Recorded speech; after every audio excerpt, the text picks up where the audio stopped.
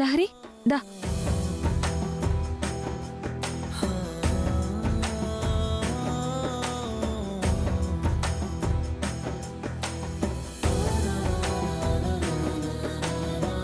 కృష్ణ,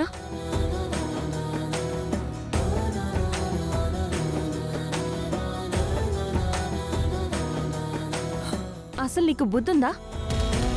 తోటమాలిగా ఇక్కడికి రావడం ఏంటి?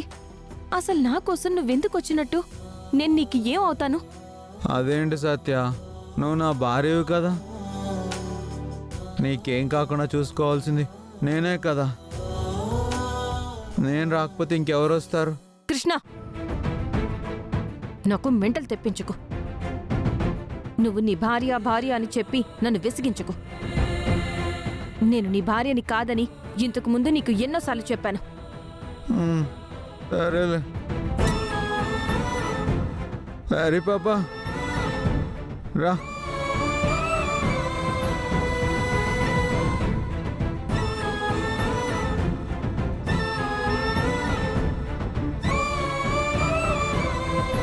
ఎక్స్క్యూజ్ మీ, కృష్ణయ్య అనే పేషెంట్ ఏ రూమ్లో ఉన్నారండి?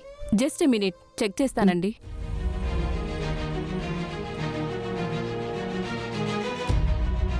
ఎమర్జెన్సీ వార్డుకి వెళ్ళండి మేడం. థ్యాంక్ యూ, పదండి.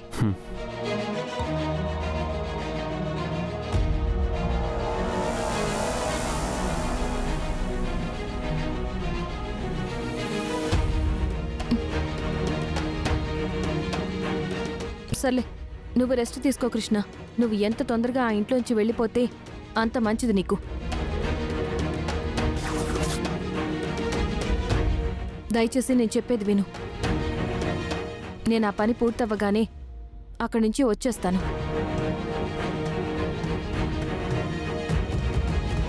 నువ్వు ఈలోపు వెళ్ళిపో. లేదు, నేను వెళ్ళను.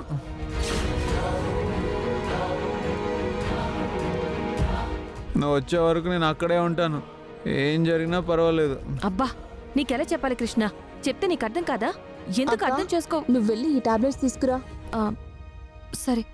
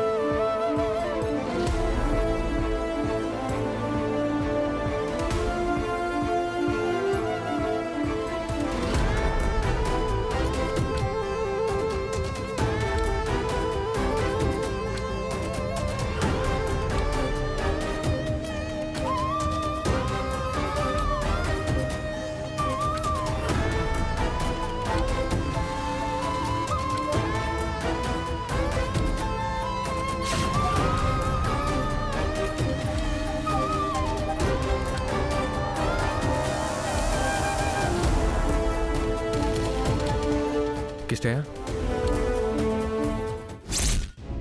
ఇప్పుడు ఎలా ఉంది? బాగానే ఉంది బాబు, నాకేం కాలేదు. అయ్యో, కానీ మీకు ఇలా అవ్వడం ఏంటి? అసలేం జరిగింది?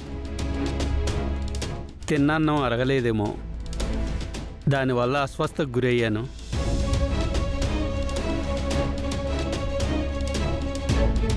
ఇప్పుడు పర్లేదు కదా?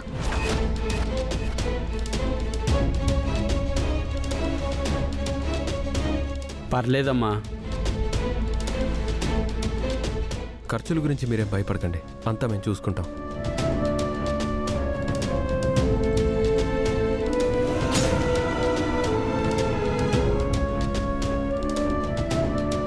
అక్క, నువ్వు మాకు ఒక్క మాటని చెప్పొచ్చు కదా. నువ్వు ఒక్కదానివే ఈయన తీసుకురావడం ఏంటి? ఏం లేదు గాయత్రి, పాప ఆయన పరిస్థితి చాలా సీరియస్ అయ్యింది. ఆ టైంలో ఇంట్లో వాళ్ళందరినీ లేపడం ఎందుకో అని నేనే ఆయన్ని హాస్పిటల్కి తీసుకొచ్చాను.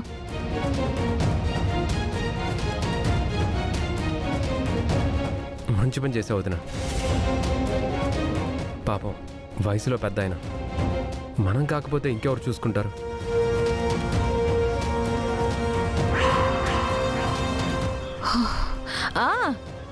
అవునా అనంత్ గారు, మనం కాకపోతే ఎవరు చూసుకుంటారు?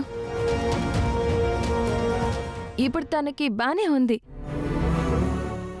డాక్టర్ గారితో కూడా మాట్లాడాను. టాబ్లెట్స్ కూడా రాసిచ్చారు.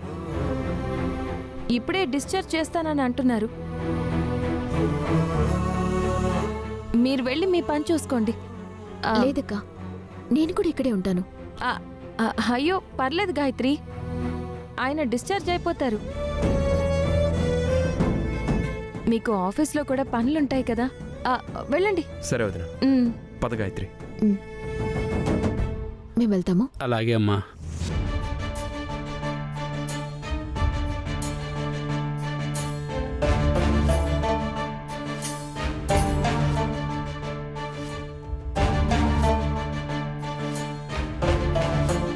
సరే అక్క, మేము వెళ్తాము. ఓకేనా? ఉమ్.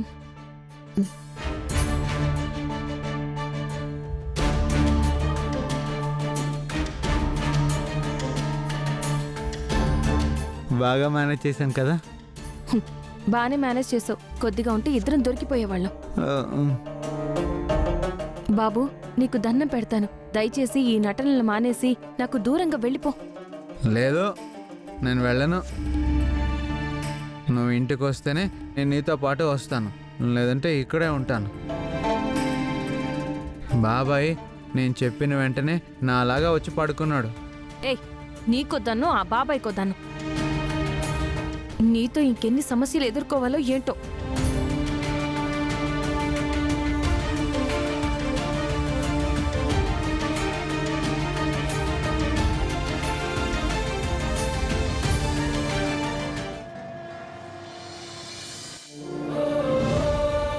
అయ్యో, ఎంత పని జరిగింది.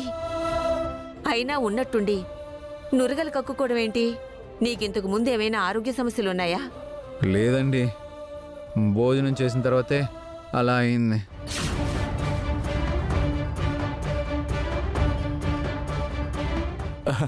బామ్మ, భోజనం చేస్తే అలా ఎందుకు జరుగుతుంది? రోజు మన ఇంట్లోనే కదా భోజనం చేసేది.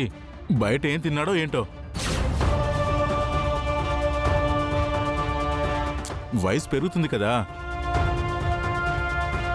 అవునండి, చూడు పెద్దాయనా, ఈ వయసులో జాగ్రత్తగా ఉండాలి.